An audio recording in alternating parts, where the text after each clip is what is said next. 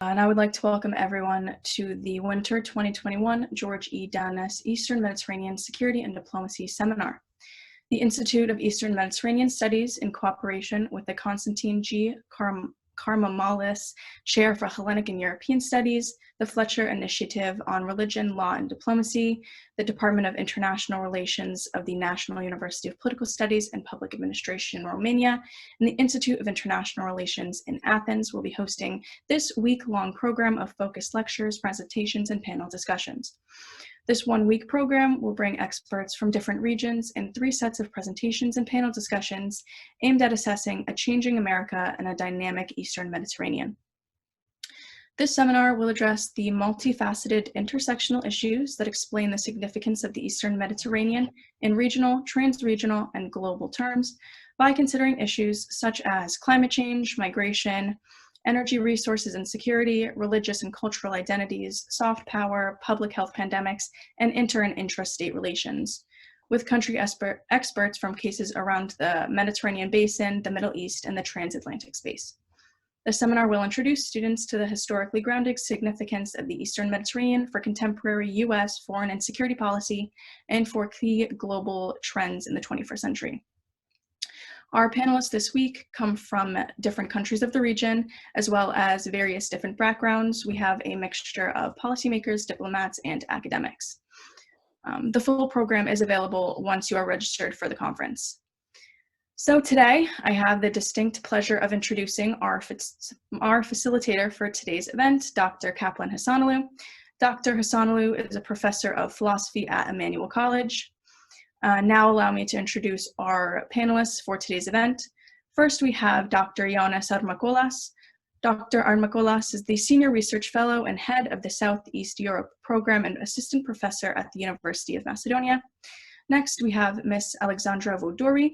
Ms. Voudouri is a Foreign Affairs Editor and Correspondent of Diplomatic Affairs for the Athens 984 FM. And last, we have Mr. Ivon Velichkovski, former president of the Liberal Party of the Republic of Macedonia. Mr. Velichkovski is now the president of the New Republic Movement of North Macedonia.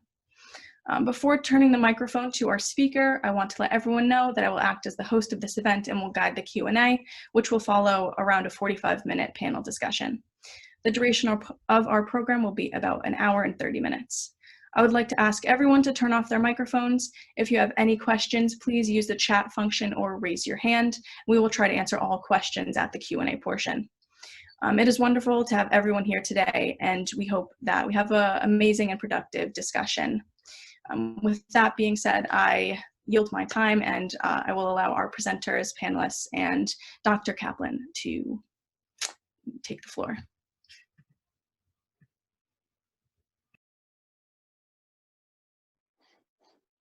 So if anyone would like to start, either Dr. Hassanoglu or Dr. Armakolas, please go ahead. Do I go first or? Yeah, I guess so. Okay. Sounds good. Go ahead. Okay, good. So thanks very much for the invitation. I think it's the second time I speak to the group of students from Emmanuel College and other universities. Congratulations for putting together this very interesting seminar series and continuing the tradition of, well, I hear it's the 8th year that you organize this school. I will, in the next few minutes, I will try to give focus on 2 themes. And if I go too long, then I will stop, and I hope that we will continue the discussion during the Q&A.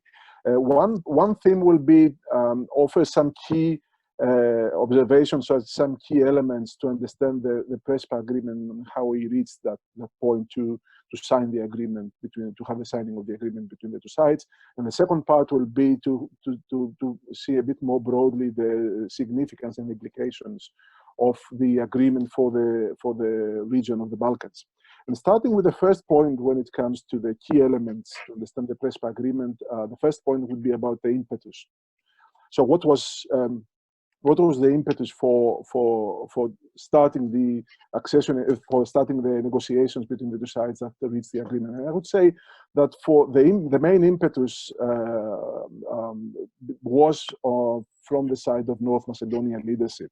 I think without a political change in North Macedonia, we wouldn't have this kind of effort to reach an agreement. And North Macedonia underwent a serious political crisis that lasted for several years. Under the rule of Prime Minister Gruevski, this crisis had political, social, ethnic dimensions, and it was really a difficult period during which the country was sliding towards what we call hybrid regime or illiberal democracy. And I think at some point the country was on the brink of even having the danger of ethnic hostilities. There was civic mobilization that brought in a change in the country, and there was even a high point of instability where there was a storm in the parliament during which supporters of the government of Gruevski attacked members of the parliament and the future prime minister Zoran Zaev. So that was the high point of this instability. So a new era came with Zoran Zaev, the new prime minister, who pledged to return the country to normality, and more importantly, to bring back the country to the European path, to the European accession path, to bring membership to the European Union closer, and of course initiate a number of reforms.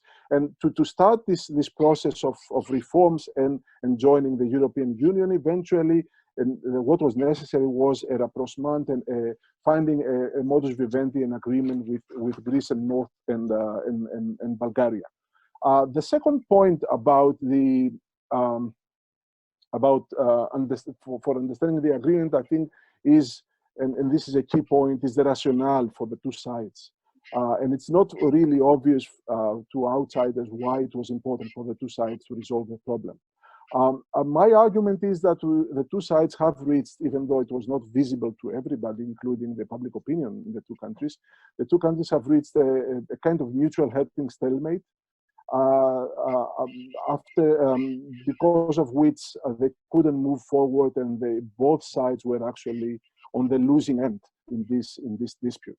Of course, there was some structural elements that one would say were in the favor of Greece, some core asymmetry in the relationship between the two countries.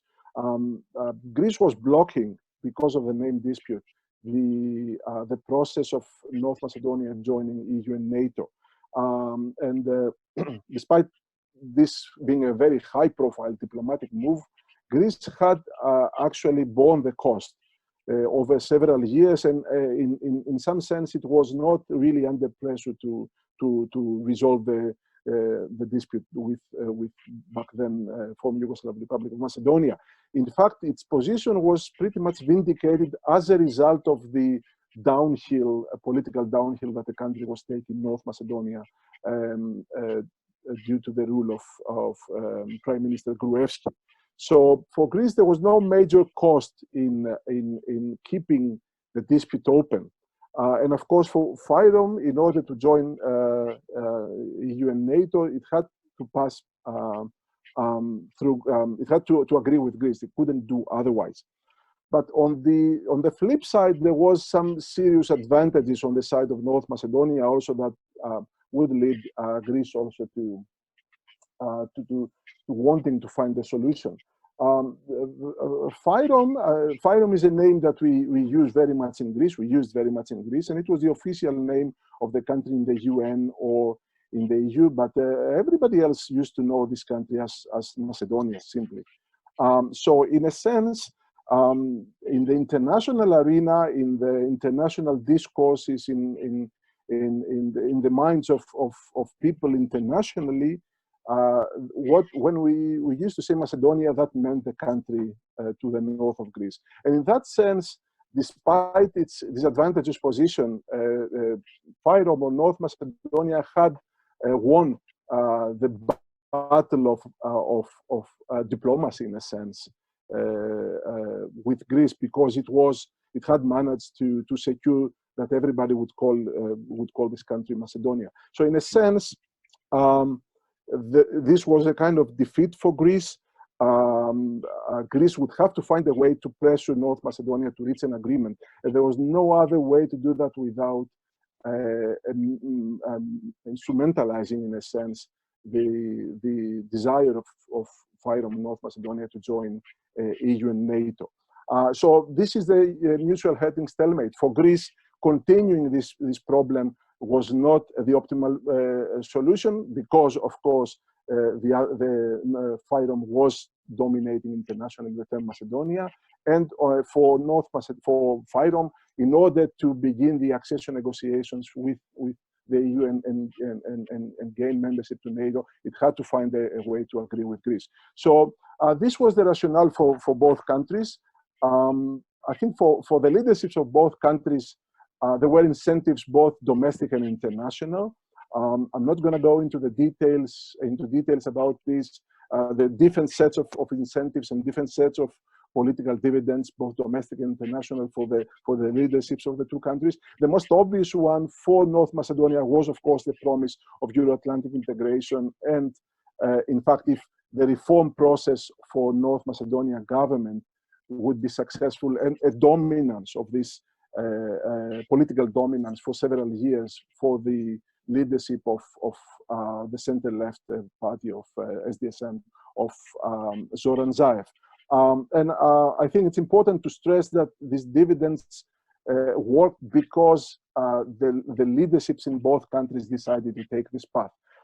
And there were certain structural elements domestically in each country, in the political system, that allowed them to do so. For example, for Tsipras, Syriza, a leftist government, for the first time in Greece, it was the fact that they didn't have the baggage of having dealt with the problem in the past, and they thought that it was not a very important issue for the voters. So it was for them easier to decide that they will go ahead and settle the dispute.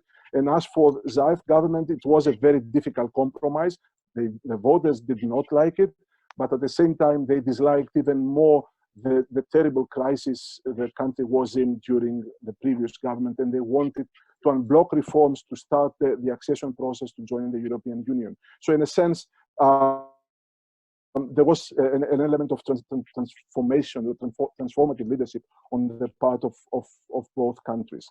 There was opposition to the agreement and to negotiations, of course, in both countries. There's data we can discuss about the public opinion in both countries. I'm not going to go into this now because we don't have enough time.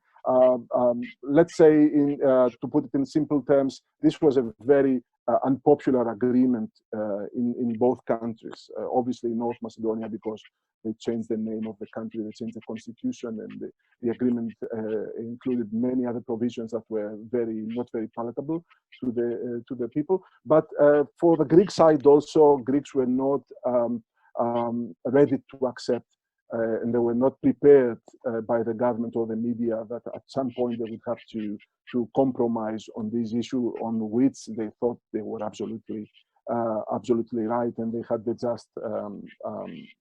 all the right at their side. Now, maybe spend a couple of minutes to talk about the significance for the region. I'll be very brief, and then maybe we'll continue this during the Q&A. 5 points. First, I think it's important for the region.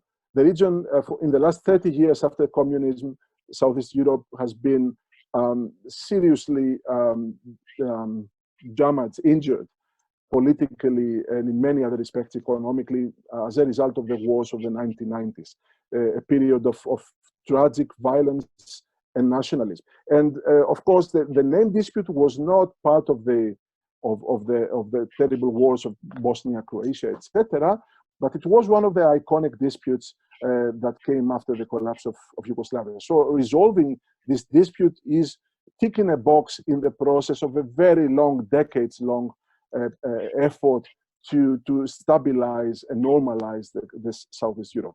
Second important point as a significance, it was one of the very few locally owned agreements. If you take all the major agreements in the region the last 30 years, from Dayton to Kumanovo Agreement to Ohrid, even to Brussels and Washington agreements between Kosovo and Serbia, all these agreements were either led or forced upon sides by the international community.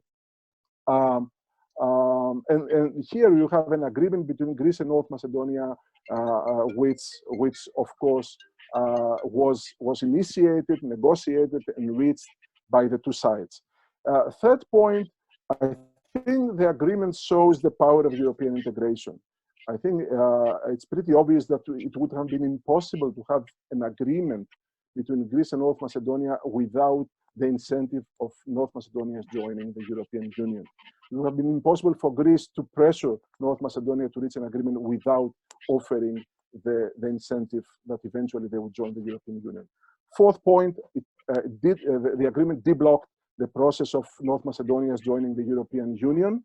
This is still, and we will discuss this later, in a blockade, the process. But at least the obstacle of Greece was removed, and we should keep in mind that North Macedonia started the process of joining the European Union even before Croatia, and Croatia has been a member of the European Union for more than 7 years now. So North Macedonia lost maybe 10, 15, or maybe 20 years because of the disagreement with Greece. And finally, this agreement gave a new impetus in the 20 years efforts of the international community, especially the West, to stabilize, democratize, normalize the region of Southeast Europe, and finally integrate them into Western institutions. This is still a process that is in question, but a very important blockade, a very important obstacle in that process was removed, and new optimism was offered through that agreement. And we will discuss maybe later on where we are at the moment, because of course the problems have not been removed entirely as a result of the agreement. I think I haven't been longer than 10 minutes, but we will hopefully discuss more during the Q&A. Thank you. All right, wonderful. Thank you for that introduction into the Prespa agreement.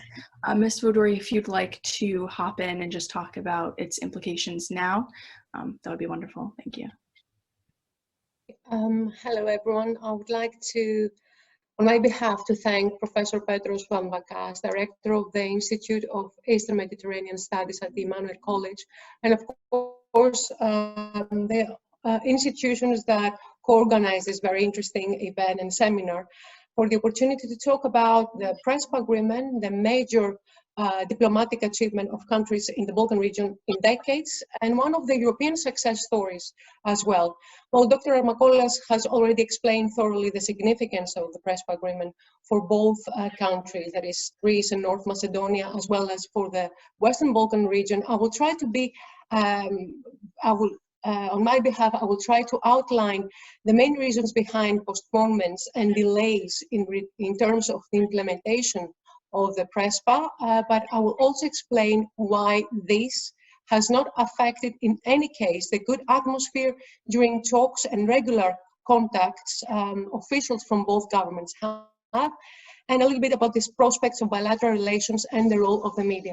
I will try to be as brief as possible to leave room for our discussion afterwards. In a few days from now, 2 years will be completed since the day of the agreement was finally ratified at the Greek Parliament in a very polarized atmosphere, both in the Greek society and in Greece's political scene, since most opposition parties have been fiercely against the agreement, including, of course, the then main opposition and now ruling New Democracy Party. It would be quite fair for someone to observe that just 2 years after the ratification of the agreement and the first period of enthusiasm, which however lasted only for 5 months, when the two countries signed a significant number of bilateral agreements, and I would say laid the foundations for enhanced cooperation in many sectors and in all levels. But back then was a Syriza government signing all these agreements with the socialists in North Macedonia. Since then, and for the implementation of the agreement is facing a number of postponements and delays. Some obvious reasons are related to domestic political developments. We had elections in both countries. In Greece in July 2019, and in North Macedonia last summer, that is in July 2020. And of course, the current unprecedented crisis of the COVID-19 pandemic has not helped either. On the other hand, I might say that also growing tensions with Turkey have dictated the Greek government's priorities in foreign policy from its first day in office in July 2019. And on the other hand, no one should neglect the fact that due to its fierce opposition against the agreement while in opposition, New Democracy as a government, of course, it has decided to respect it, but it still seems reluctant to fully implement various aspects of the Prespa. I would not go into details about which aspects are not implemented, but I'm free to for your questions afterwards. Now, on the side of North Macedonia, the socialist SDSM government has always been a warm supporter and rather a champion of both the agreement and, of course, the new partnership with Greece. But following negative developments regarding the country's European hopes, for which it has actually made painful concessions and compromises with Greece, the initial enthusiasm has been reduced significantly. And then North Macedonia entered anyway in a long period of political uncertainty and instability that led to elections last July. And they had also a caretaker government for many months, and that might explain why the two governments could not find ways to implement several aspects of the Prespa agreement. In between, however, there have been a number of official meetings between the prime ministers of both countries, with the latest taking place last September in Athens. There have been numerous of visits, exchange of visits by the foreign ministers, while Greece has actually engaged itself in several initiatives aiming to push forward North Macedonia's European perspectives. A turning point, I must say, that for Greece's activity in favor of North Macedonia's European perspectives has been the European Council of October of 2019, when there has been the first veto against the beginning of accession talks for both North Macedonia and Albania. And that was an alarming signal for Greece to understand that there was a risk for the derailment of the so-called Thessaloniki, the Agenda of Thessaloniki of 2003, which is a landmark for the European Union's enlargement policy and, of course, for Greece's policy in the Balkans. Since then, we have seen numerous initiatives taken by the Greek government. It also hosted a special summit for the Western Balkans to remind to the Europeans and even to its public that Greece is always and has always been and will always be in favor of the European perspective of the Western Balkans. Finally, both countries got the green light last March, but then, as Mr. Armakolas explained, we had yet another veto on behalf of Bulgaria this time. Going back now to the Prespa agreement and how the government here in Athens sees it, it seems that the government in Athens gradually got to appreciate the benefits of the agreement. There are two main reasons for this. Quite quickly, it has understood that the problem with a neighboring country was already solved, and it would not consume any more diplomatic chapter on any other problem with a neighboring country, while dealing with a continuous crisis with Turkey. And second of all, it has also realized that this diplomatic achievement of the Prespa agreement could give a new way, since the agreement received international attention, for Greece to seek a more active role in the Balkans, which has been the case at least at the beginning of 2020 with these numerous initiatives that Athens has taken in favor of the European perspectives of both North Macedonia and Albania. Now, on the other hand, I could also add here that within New Democracy Party, there is still a small but rather significant group of parliamentarians who are rather populist nationalists. And these people may not pose a risk to the foreign policy of the government, since it still enjoys a strong public support, and also the Prime Minister.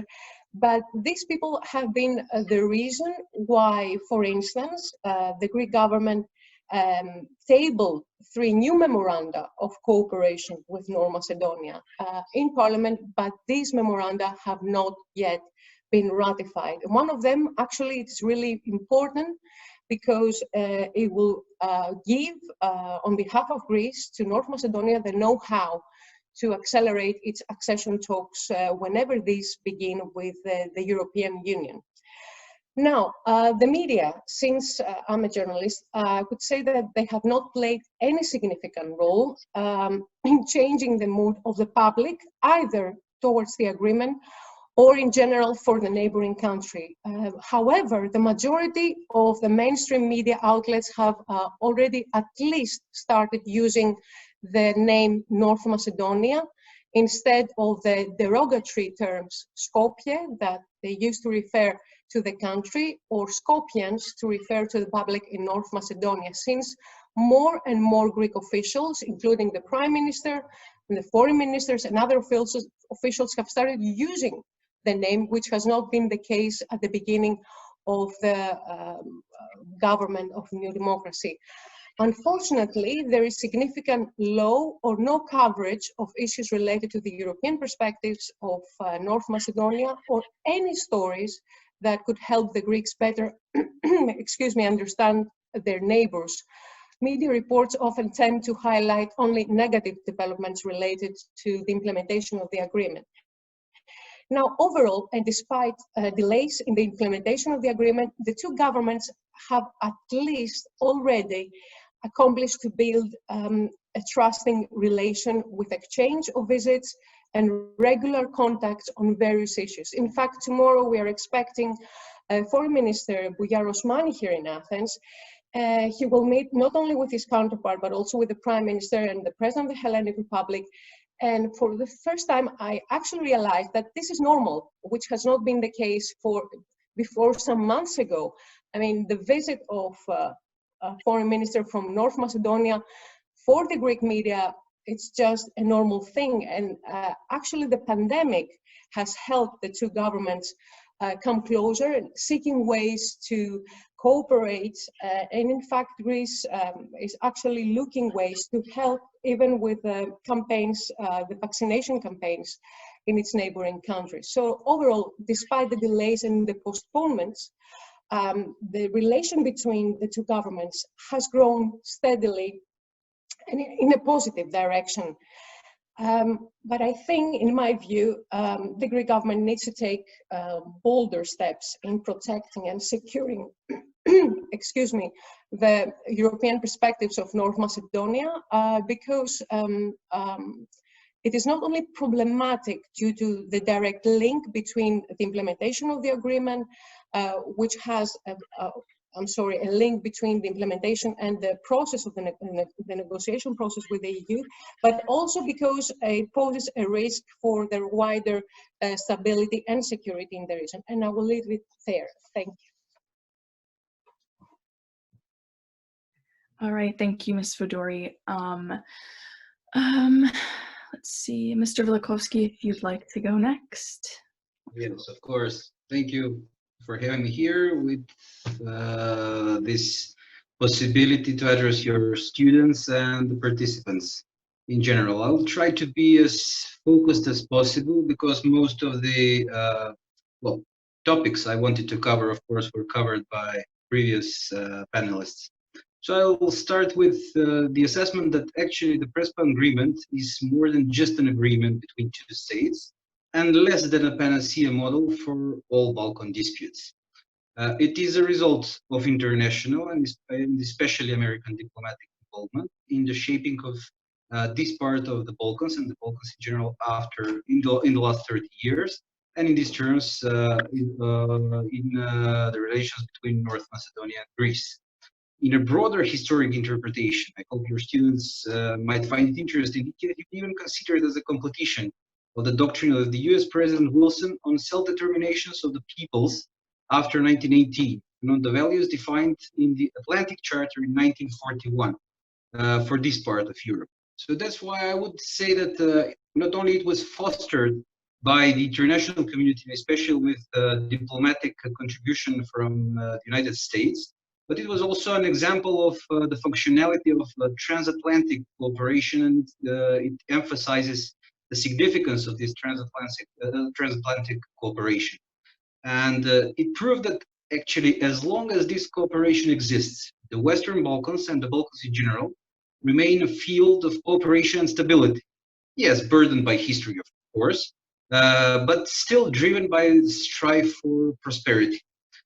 In these terms of North Macedonia, this goes not only for the Prespa agreement, but the Sofia agreement achieved previously with Bulgaria, and the Ohrid agreement that ended a conflict in Macedonia actually 2 decades ago.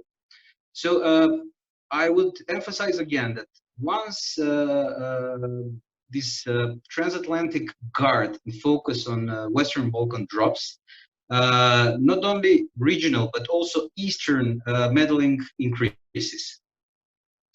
That is why I would also address you to certain aspects of the Prespa agreement in Macedonian ethnic terms. It is a window of new perspectives on historic events and issues, and can be considered as such. First, in scope of defining the Macedonian ethnic specifics in the turmoil of a declining Ottoman Empire in the late 19th century, parallel to the emerging neighboring states and influences, Balkan Wars and the First World War. I try to be as broad as possible, yet as precise as possible, although history of the Balkans, definitely not an easy target to be precise about. Up to a certain extent, through the projected processes of coordinated interpretation of historic events, it recognizes also the origins of the Macedonians as a Slavic nation. So this prevents misinterpretations of the ancient Hellenic heritage that goes far beyond the modern nations in the region. But it also prevents breaches of the Macedonian ethnic with the ancient Macedonian identity as a part of the cultural Hellenic heritage, and thus it actually aids the determination of this modern Macedonian ethnic identity. Second, in scope of a shared historic challenge or challenges with the Macedonians and the Albanians, especially from the late 19th century. So this refers to the third, enabling fresh perspective of the history of the Macedonians and the Macedonian nation free of ideological burden from the former federation after 1945. Which used to also to praise the Piedmont role of Serbia in the liberation of the Slavic nations, which most often was used for Eastern influences through the Pan-Slavism as a channel of pro-Russian influence in the Western Balkans. So here I try to mix up a little bit of facts as well as to address possible threats towards this part of Europe and of the West of the Balkans. And fourth, the Prespa agreement enables the non-ideological perspective of a modern nation in North Macedonia. Call it even North Macedonian nation if you want, in modern political terms, because the nation is a modern political definition.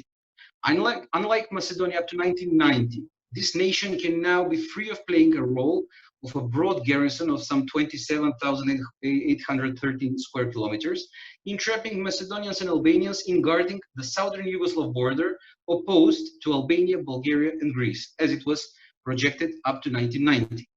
So in broader regional terms, this Prespa agreement is a contribution towards a new structure of the Western Balkan, visible end and the visible end to the post-communist and post-Yugoslav inertia in the region.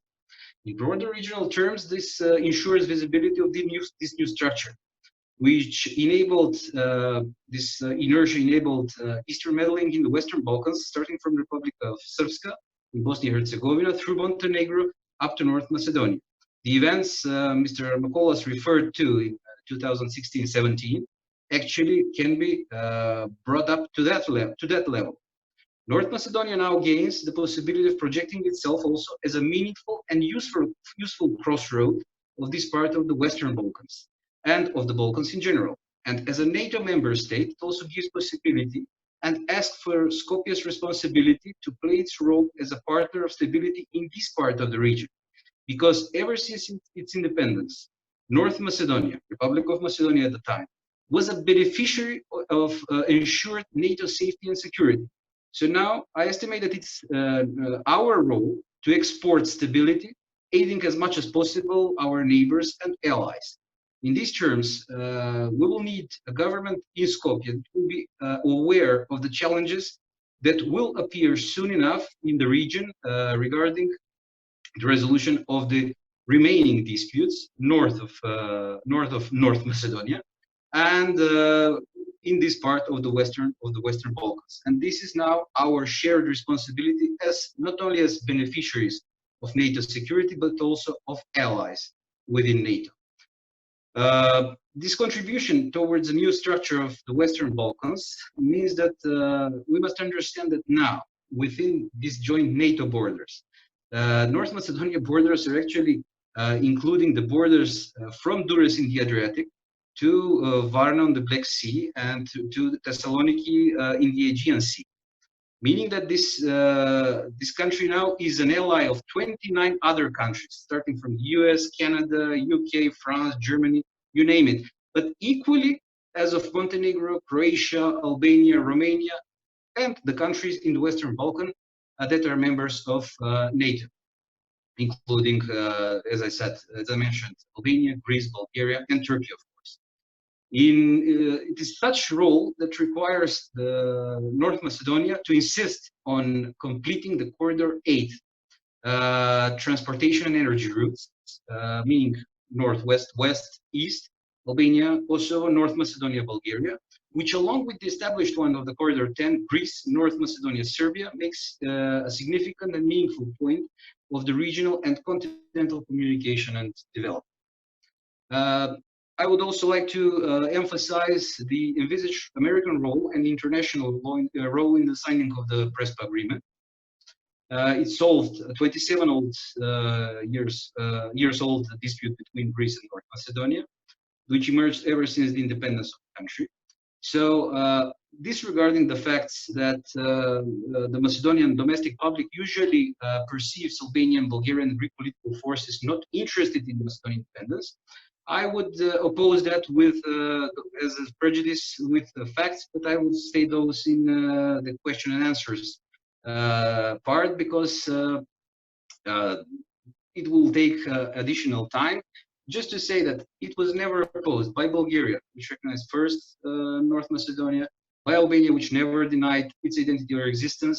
Even with the embargo of Greece, it still remains questionable whether Greece imposed embargo on Macedonia or imposed an enlarged zone of embargo of the Milosevic regime during the 1992, 1993, 4, and 5 period, because of the extended embargo due to the breaching of the delivery of arms and oil to the Serbian regime at that time. And also one less known fact, approached by Slobodan Milosevic, the father of the current Prime Minister of Greece, Mr. Konstantin Mitsotakis, actually dismissed an initiative of Milosevic regarding the dismantling of Macedonian establishment of direct connection between Serbia and Greece. So this proves that with all the disputes which are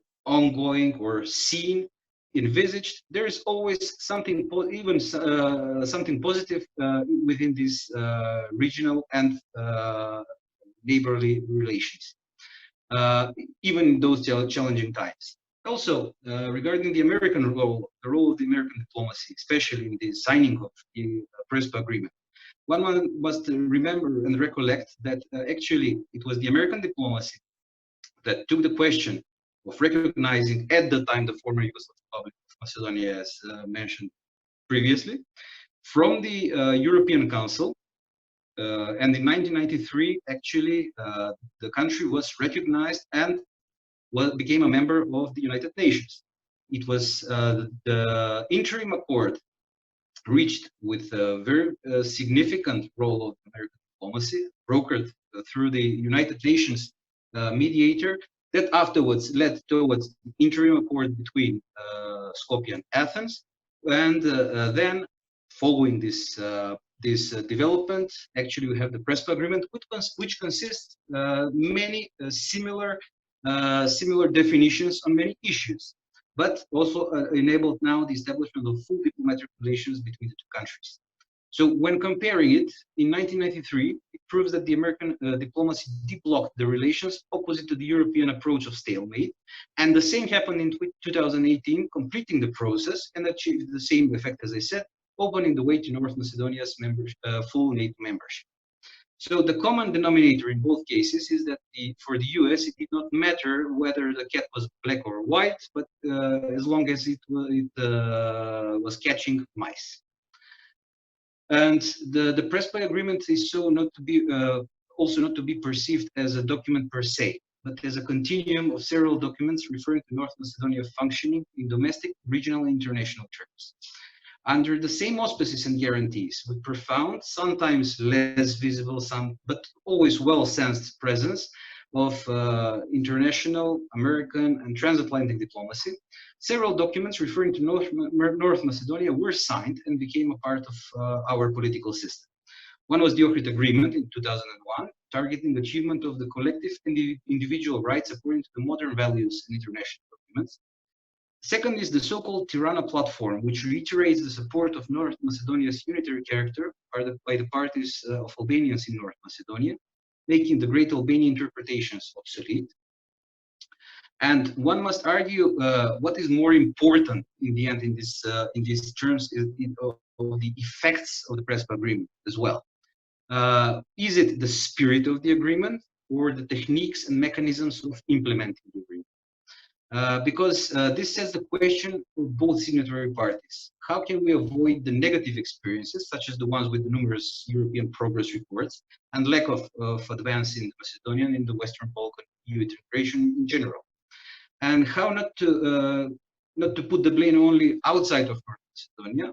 Well, I can also express the opinion that there is also the experience with the slow implementation of the Ohrid Agreement and the attempt of the Macedonian ethnic political elites to support it vocally, but practically to sabotage as much as possible or to delay its implementation. And this surely led to the structure of the deadlines and mechanisms which are atypical yet present in the Prespa agreement. And I agree with a prominent analyst of ours who says that it is absurd to expect good interethnic relations in a country where the interethnic relations are poor. So interethnic relations in a country cannot be good unless the interethnic relations are good. And there were politicians and parties, mostly of Albanians, that supported the Prespa agreement, but opposed the idea of putting it on a consultative, as it was called, referendum that failed in September 2018. My positions remain the same, that it was the authority of the parliament to adopt the agreement and to implement its definitions without a referendum. And as it was in the case with the ratification of the interim accord in 1995, for example. The Macedonian political elites intended to martyrize themselves in the eyes of the American and European partners, while attempting to use the referendum on the Prespa agreement as a shield from political responsibility or for daily-based politics. And this is why now we have certain, I wouldn't say mishap, but certainly certain delays. And in the end, it polarized the Macedonians and the Albanians in the intra-ethnic and the intra-ethnic relations between the Macedonians, and this divided the society and made blooming the systematic corruption, which is an obvious consequence. So the governments, at least here in North Macedonia, will not fall due to the Prespa agreement or the Sofia agreement, but they will surely fall because of corruption. And one might also see that Greece and recently Bulgaria saw through those games presented with the implementation of the Ohrid agreement, that generations of Macedonian politicians played regarding agreements, signing them easily, but implementing them reluctantly or only one corner. So it can be estimated that this is why the Prespa agreement contains mechanisms and deadlines that do not usually appear in such types of documents. And with the latest setback in the implementation of the Sofia agreement, the agreement between North Macedonia and Bulgaria on good neighborly relations and cooperation, and additional documents that are to be annexed to it, action plan on implementation, etc. It can be estimated that Athens used the experience from the implementation of the Ohrid agreement when projecting the phases and steps in the implementation of the Prespa agreement. And now Sofia uses the experiences of Athens in preventing setbacks in the implementation of the Sofia agreement, copying phases and steps projected by the Prespa agreement. So in conclusion, I remained on the primary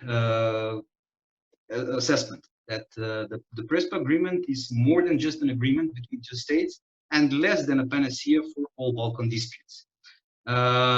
For North Macedonia, it is also an end to political practice and structure of an era. With the understanding of some of the positions of its neighbors, North Macedonia must understand that it's no longer perceived only as a victim, but also as a cause of disputes. For its neighbors, it is a roadmap to modeling relations with the later nations in the region, later appearing emerging nations in the region, neither disregarding nor overstressing the historic circumstances of recent history. For the international community, it's the transatlantic proves that the transatlantic partnership is indispensable in resolving the Western Balkan and the Balkan disputes in general. For the European diplomacy, it says that Brussels is still behind the positions of the European metropoles on the Western Balkans, and that it cannot do much in the region without the American diplomacy, which, on the other hand, must not overestimate the political capacities of national leaderships in the Western Balkans, and must change the image of its policy of fraternizing with stabocratic elites or stabocracies, and at the expense of fresh blood in fresh political blood in the respective countries. So I hope that I did not take too much of your time, and I hope that I wasn't, well, boring with all those facts, but I hope that you now have the clear picture of what was going on for some 27 years. Thank you, Mr. Velichkovski. Now we're going to give about 10 or so minutes to the panelists if they'd like to give any follow-up or ask any questions to their counterparts before we head to the Q&A portion, if there are any. Can I ask a question? Yes, absolutely. So I have a question for, I apologize, Dr. Voudouri. You spoke about the tensions with Turkey and how they've held up the implementation of the agreement. Can you say a little bit more about that, about how that has happened, and if, to the extent that you want to comment, why it's happened?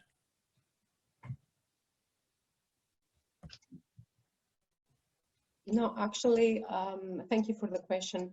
I said that the new government in Athens has realized the significance of the Prespa agreement since, while dealing with an ongoing crisis with Turkey, since the first day it took its office in July 2019, it was dealing with Turkey. It has realized that at least one unresolved issue with a neighboring country was already resolved through the Prespa agreement. And on the second hand, of course, as you have mentioned in your question, the ongoing crisis with Turkey has not left room for the Greek foreign policy, at least now to focus on other issues related to its neighboring countries. However, when there was the first obstacle against North Macedonia's European perspective,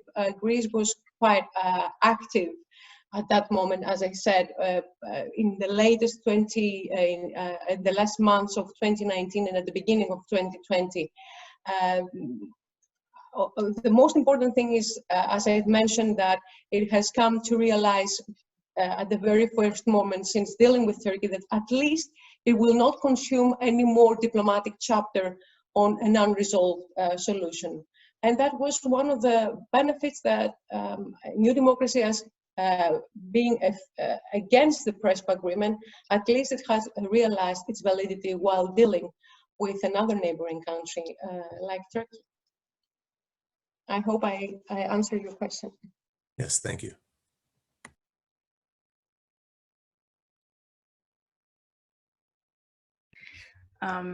If anyone else wants to add anything, either Dr. Armakolas or Mr. Velichkovski, before we move on to the Q&A session, now is your time. We can address any additional points during the Q&A. Personally, I can do that. All right, awesome. So I guess we'll move on to the Q&A session. We have a few questions in the Q&A. So the first one is, do you believe the Albanian Party of North Macedonia will be affected from the Prespa agreement? And if so, will that be positive or negative? And that's for no one in particular. Could you repeat the question, please? Yes, absolutely. Do you believe the Albanian Party of North Macedonia will be affected from the Prespa agreement? And if yes, will that be a positive or negative effect? Well, there are several parties of Albanians in North Macedonia, and they were all supportive, and as well as many political parties, including ethnic Macedonians. They were all supportive on the on achieving the resolution and achieving the Prespa agreement. As I mentioned previously, it was the divisive role of the referendum, which was consultative, and actually there is no such definition in our domestic legislation regarding consultative referendum. Me personally, I'm Macedonian, but I was also against holding a referendum because it was just a mockery of democracy, and it was a shield for the political elites at the time not to take the responsibility and to deal with the Prespa agreement as it was supposed to be, ratified in the parliament and then implemented. Mr. Armakolas especially knows my role in previous parliamentary mandates, and I never feared of saying even things that were unpleasant. But at the same time, one must understand that the institutions and the political parties must take their responsibility, stating what is unpleasant but necessary, and actually to express a position of statehood or political capacity, well, to bear with the responsibility of heading a state. I hope I responded to that question. Thank you. I can add a couple of points also regarding the Albanian political parties. As Ivon said, of course, there are several Albanian political parties, but taken as a whole, the Albanian political factor in North Macedonia, which is sizable, of course, both in terms of the portion of the population and in terms of the power they hold, being always, pretty much always in government, one Albanian party. I think it's important to remember that the two main national groups in the country, ethnic Macedonians and Albanians, held very different views when it comes to these disputes. If you see the opinion polls in North Macedonia before the solution of the name issue, the country was overwhelmingly in favor of accession to the EU and NATO, but when when respondents were asked whether you would be willing to agree on changing the name of the country in order to join the EU and NATO, Albanians were still overwhelmingly in favor, so they wouldn't mind trading the name in order to join NATO and EU, and especially for Albanians, NATO is even more important.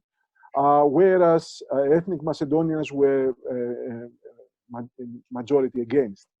So this is where domestically there was a division of opinion. So in a sense, the question of the name dispute and potential compromise was much more important for ethnic Macedonians than for Albanians. And there is always the difficult, delicate relations between the two nations in the country. And this adds to the problem, I think, because very often citizens of the majority in the country think that Albanians do not care so much to defend the interests of the country of North Macedonia. For example, we see now the dispute with Bulgaria, which is blocking the process of acceding to the European Union at the moment after the end of the blockades by Greece. The foreign minister is an Albanian politician from the biggest Albanian party. And it's a very delicate question how he addresses the issues with Bulgaria and the kind of interpretation he gives on the historical disputes that is the main problem between the two countries. So he has to find a way to accommodate, so to say, the Bulgarian side or find a solution with the Bulgarian side, but cannot be seen as being insensitive to the ethnic Macedonian historical narrative or interpretation of history. So these are complicated questions. I think the Albanians played a very important role to push, to pressure or lobby within North Macedonia for reaching an agreement with Greece. And I think probably they will do the same with Bulgaria, but at the same time, the ethnic balance within the countries is very delicate and they cannot be seen as pressuring too much the other side in the domestic wrangling. I don't know if Ivon agrees. Yes, I'll let you. Well, we all know that during the period that Gruevski's government, the previous government, was under international isolation, actually a significant portion of relations between Greece and North Macedonia was made through DUI, through the representatives of the party of the Albanians in North Macedonia. And I find fully acceptable, and not only that, very professional, the current activity of the Minister of Foreign Relations, for example. It's also interesting to see that this Minister of Foreign Affairs, although ethnic Albanian from North Macedonia, actually he has visited more capitals Europe-wide than the Prime Minister, the Deputy Prime Minister in European Affairs, and the President of the Republic altogether. So one might ask whether someone is doing a good job and someone else is failing, or is there some sort of new, isolation of a portion of the national state leadership. Still, I would say that this role is very positive, and I hope that it will maintain as such, but also with the understanding of the ethnic Macedonians, what is actually at stake. Because the reaching of the agreements is always difficult. But as I said, even the Prespa agreement now was some sort of a model for Sofia, seeing what actually was used as a model during the creation of the Prespa agreement, and what could have been improved in the agreement on good neighborly relations between Skopje and Sofia.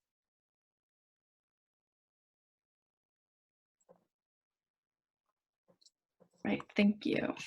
The next question, it says, my question is about the role of the United States in the region.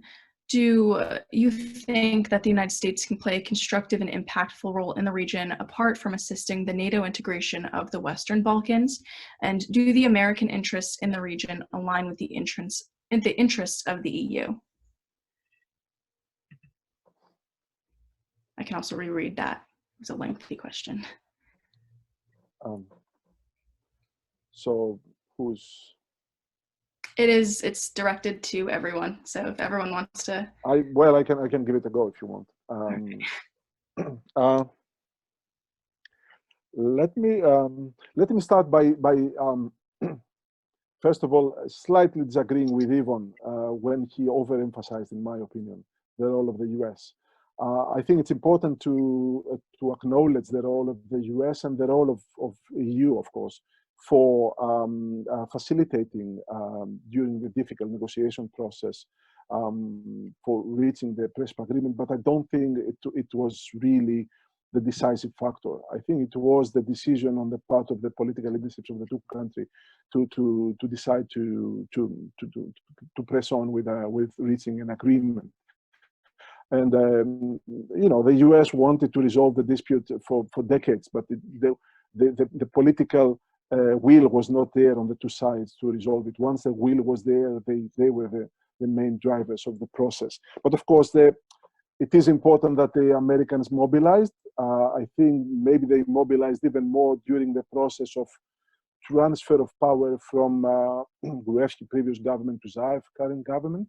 And the Americans mobilized simply because they saw, well, a country that could have been in NATO since 2008 after the Bucharest summit was sliding to instability and was becoming potentially a prey to Russian geopolitical interests. And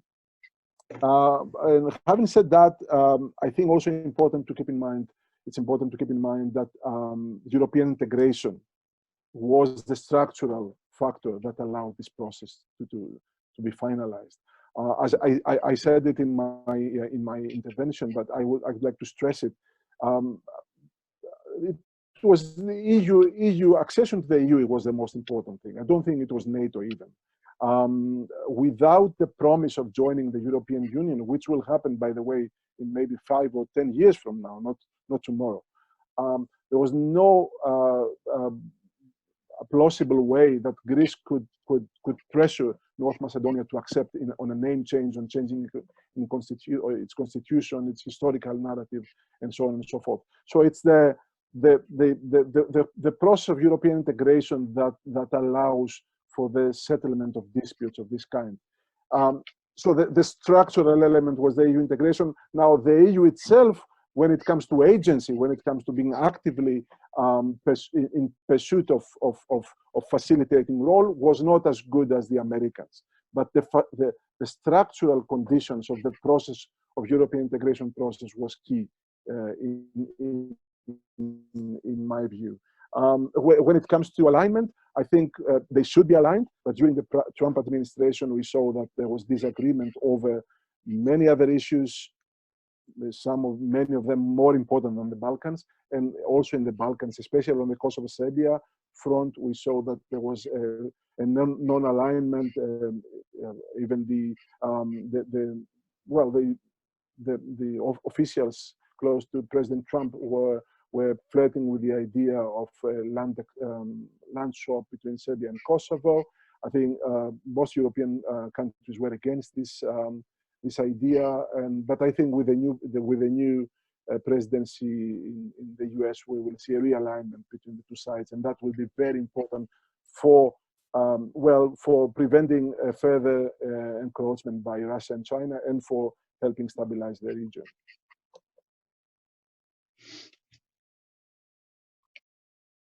Yeah, we can. Hello? Yeah, no, go ahead. Okay. Okay. Well, we are agreeing to disagree, but we're slightly disagreeing actually, because it's more or less a matter of perception. But still, when answering briefly, if there is a brief answer regarding United States, Europe, and Balkans, on the two questions that you've posed, it would be yes and more or less yes. The Western Balkans and the Balkans countries have used actually much of the stability provided by the United States and the after Second World War order of modern Europe, which was actually a beneficiary from all the investments and all the aids coming from the United States after the Second World War. So now, probably 70 years after a great conflict, we can all perceive that much has advanced in Europe, but we must not forget that some John Smith in Arizona, Alabama, California actually paid for this social infrastructural development in Europe, protected from devastating wars. The same goes for the part of the Balkans. And I didn't overestimate, but I surely wouldn't underestimate the role of the American diplomacy regarding the agreements reached in and around North Macedonia, because surely without their decisive role, we would have still waited for some, I don't know, European troika to meet and to speak with clashing sides in Bosnia and Herzegovina, or will still, without the Dayton Agreement and the involvement of the United States, and also through the United Nations, of course, and with the understanding of the Security Council. And we would have still waited for some sort of interim accord between Skopje and Athens. And most probably we would have still waited to see what is going on between Serbia and Montenegro. And definitely Kosovo would not have suffered actually even more after the 1999 intervention. So I wouldn't definitely underestimate the role of the American diplomacy.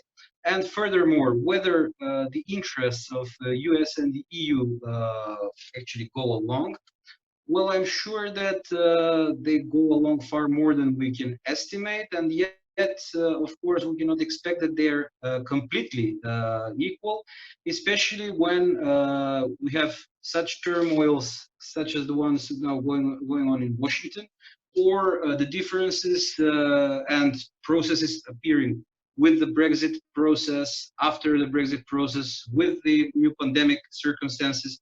So it's more a question of hoping for something rather than seeing clear links and paths. I hope that I was brief enough. Yes, thank you. May I add something? Absolutely, yes. Okay. I am a diplomatic affairs editor, so I have covered negotiations before they began, and during and after.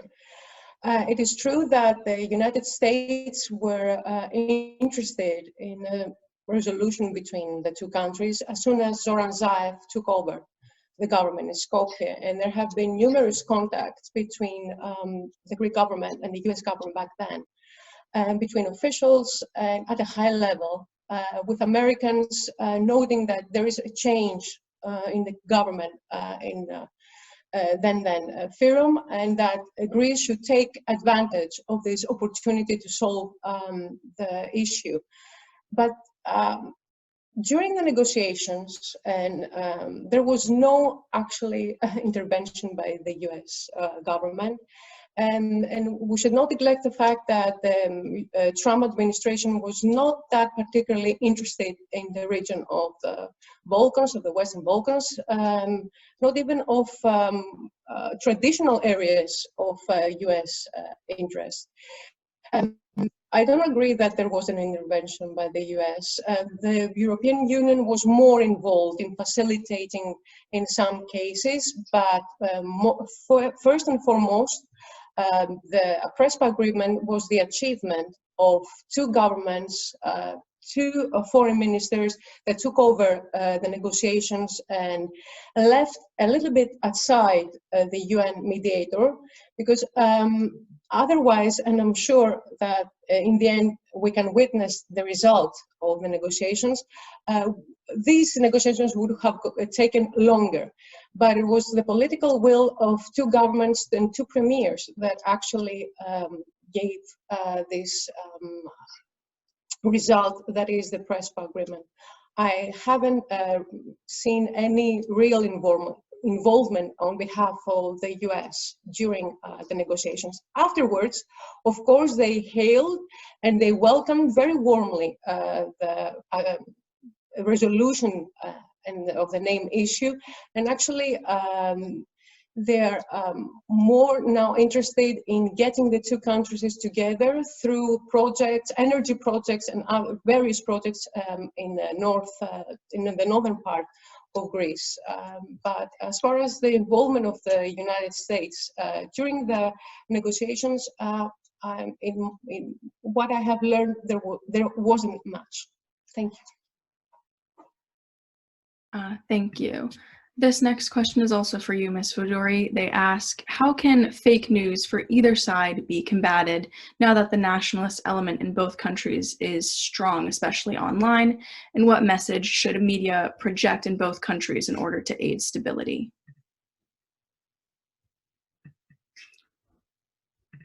Well, that is a very interesting question, and thank you for this. Of course, both countries' journalists are faced in numerous fake news stories and info before the beginning of the negotiation talks, during the talks, and even after, and just before the referendum in North Macedonia. Of course, I think that there should be cooperation first and foremost between the journalists of both countries, which has not been the case until now. There are individuals working with individuals, but not as associations, and there haven't been any serious efforts by the journalist associations from both countries to find ways to create common platforms or mechanisms to deal with fake news. Which is a phenomenon. At least now, I think that we should try to find ways. It's still difficult. There is still opposition from associations here, journalistic unions, because as I have said even in my intervention, the majority of the Greeks are still not keen in even using the name,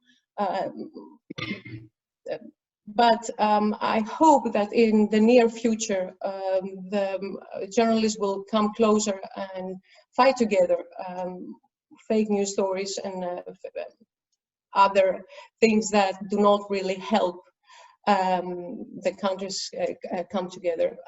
From our side, from the Greek media side, at least I hope that in the next few years, they will try to find ways to make the Greek public getting to know better than our neighboring country, because there are no stories about the country itself. We have no idea about the people living there. The media reports are always consumed about political developments and etc.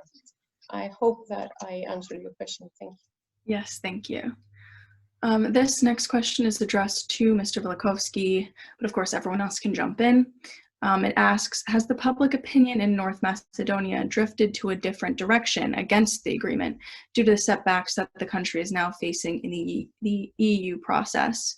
And also, do you think that Bulgaria's objections on the accession of Northern Macedonia to the EU can affect the dynamic of other countries towards the Western Balkans?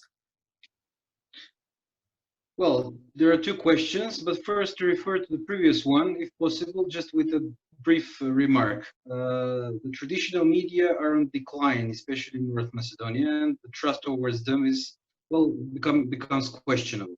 As I said in the previous, in the conclusions, that one must not overestimate the political capacity of the national leadership in the Western Balkans, and must change the image of the policy of fraternizing with stable democratic elites at the expense of fresh political blood in the respective countries.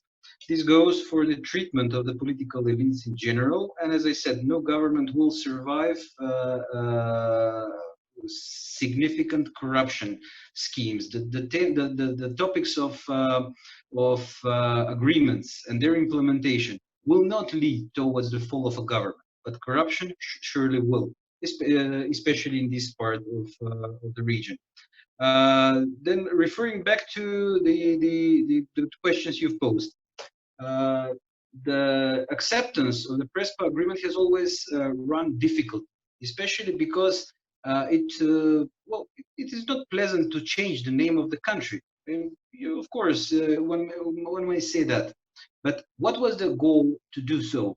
The goal was to acknowledge historic facts. The goal was to acknowledge reality. And this was done by both Greece and North Macedonia. The same goes for the agreement we reached with Sofia. And it's very important to say that, yes, there is one formal obstacle regarding the European integration now, that would be the Bulgarian position. But there are more and more voices coming from unofficial sources, of course, presented via different media, that actually this political position of Bulgaria actually is not that misunderstood in Brussels.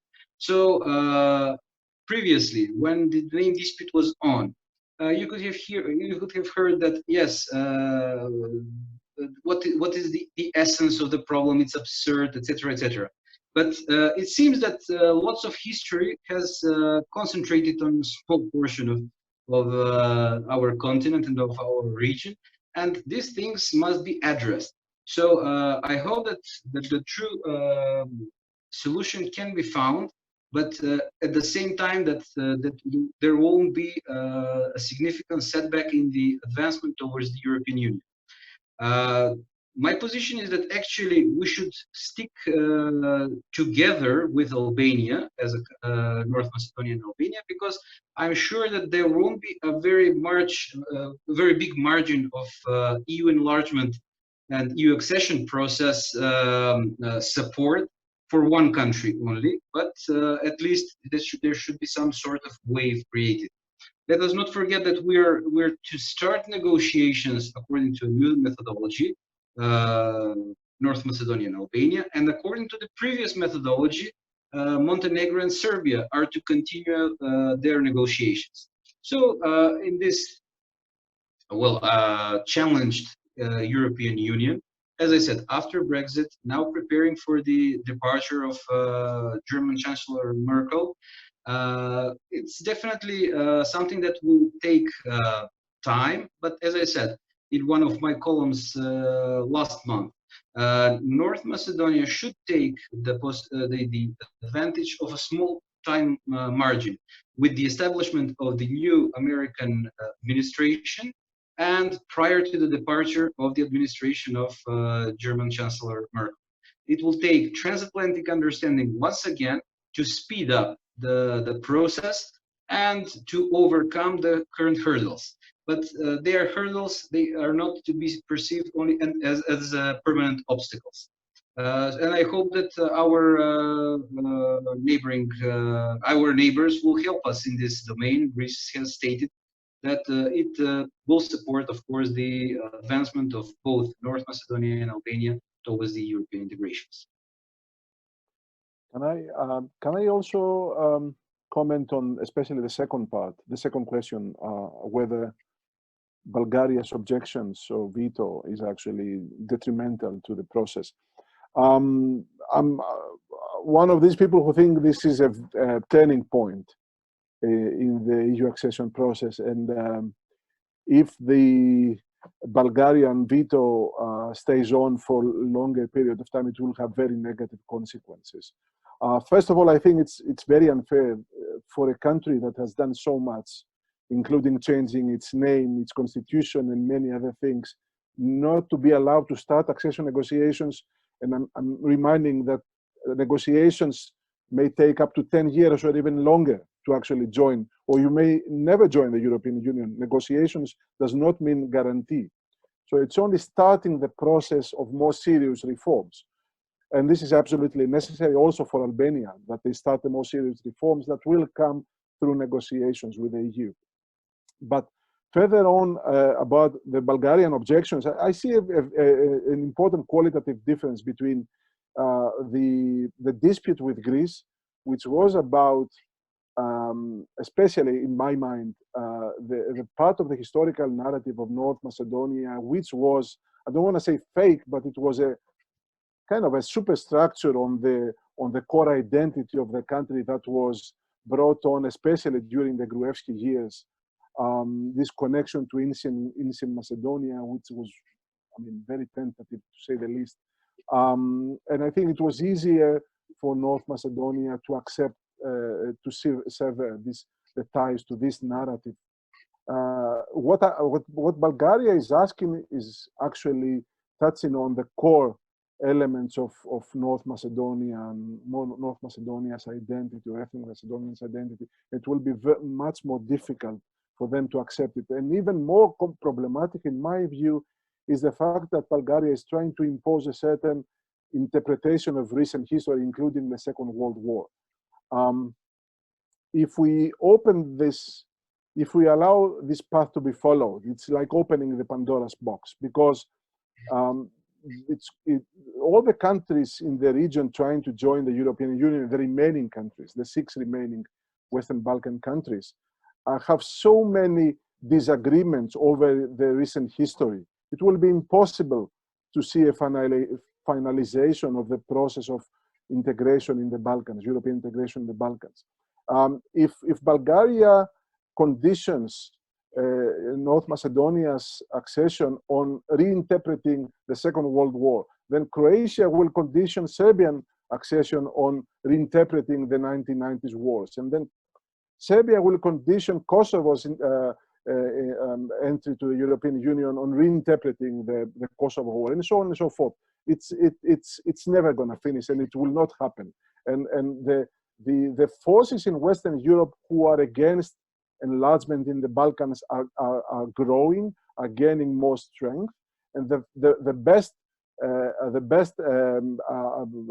argument we can give them is if we go back to these historical disagreements and disputes in the region. There are many over recent history. So I think it's a very negative development, and honestly it's not connected to the classic conditionalities posed by so-called Copenhagen criteria. It's very tentatively connected to any formal conditionality of the EU. It's pretty much abusing the fact that that Bulgaria is a member state and it needs to give its green light every step of the way. So I think it's a very dangerous development, and I hope it's not gonna stay on. It's not gonna consolidate as a trend in European integration. One might get the impression that actually, if the Prespa agreement removed the former Yugoslav in the name of the country, obviously this Sofia agreement intends to eliminate a certain portion of the former Yugoslav in the mentality. So in everything that is not good, well, you can find some sort of positive aspect. I fully agree that this will be used by the political forces that oppose EU enlargement. And I fully agree that actually phases will be needed to closen the gap between the two countries. Now, speaking about North Macedonia and Bulgaria, but that is why I've mentioned that Sofia actually used the techniques in the Prespa, or saw the techniques in the Prespa agreement as applicable, and practically this might ensure a path of reaching to a certain extent of advance towards the integrations and resolving open issues between the two countries. This is a possibility, but as I said, we must now use this small time margin, this small time window of opportunities, because otherwise, if we miss this year, actually this part of the region will remain outside the European Union perspectives, and I hope that we agree on this. Great, wonderful, thank you. With that, our panel discussion has ended. So I'd like to thank everyone, Dr. Armakolas, Mr. Velichkovski, Ms. Voudouri. We are very grateful for this interesting and insightful discussion that we've had. And I'd also like to thank our facilitator, Dr. Hassanoglu, for leading this great discussion, and thank our audience as well for being here and for asking these great questions. Before ending this presentation, I'd also like to remind everyone that we have another panel discussion today at 1400 Eastern Daylight Time. Professor Kenneth Morrison, Dr. Vladimir Petrovic, and Ambassador Vasko Garcevic will discuss the Western Balkans and the Great Power Challenges. With that being said, thank you everyone again for being here today, and we thank our panelists very much. So thank you. Thank you. Thank you.